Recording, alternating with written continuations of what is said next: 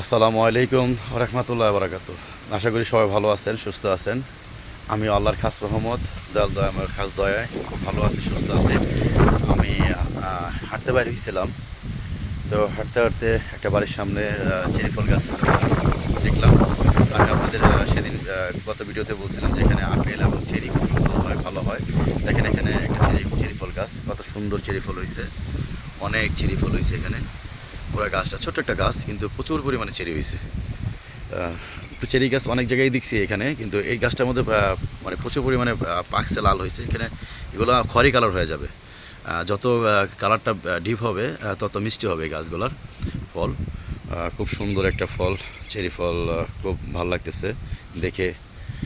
আমি আপনাদের আগেই বলছি যে এখানে চেরি ফল এবং অ্যাপেলটা খুব ভালো হয়, এখানে খুবই ভালো হয়। আপনি একটু ভালো করে দেখেন, পুরা গাছ ভরে ঝাপড়ানো চেরি ফল। অনেক হয়েছে, প্রচুর পরিমাণে চেরি ফল হয়েছে। আমি আপনাদের প্রথমে বলছি যে এখানে চেরি ফলটা এবং অ্যাপেলটা খুব ভালো হয়। আর আজকে ওয়েদারটা খুব সুন্দর, আবহাওয়াটা খুব সুন্দর। তো যাই হোক, এই সুন্দর আবহাওয়া, এই জন্য গাছটা দেখলাম একটা বাড়ির সামনে।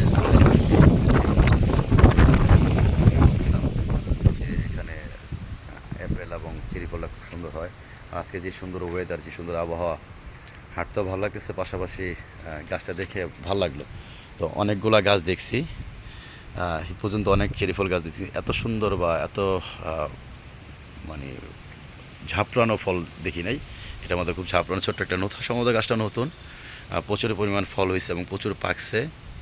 দেখেন কি সুন্দর, লাল টুকরো, লাল সবুজ, লাল আছে, সবুজ আছে, হলুদ আছে, আর সামনে পাকতেছে। এগুলো আসলে খয়েরি কালার হয়ে যাবে, একবারে খয়েরি কালার হয়ে যাবে।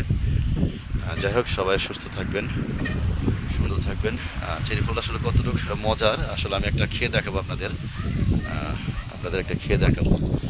যাই হোক, এই যে চেরি ফল আমি আপনাদের খেয়ে দেখাবো কতটুকু মিষ্টি হয়।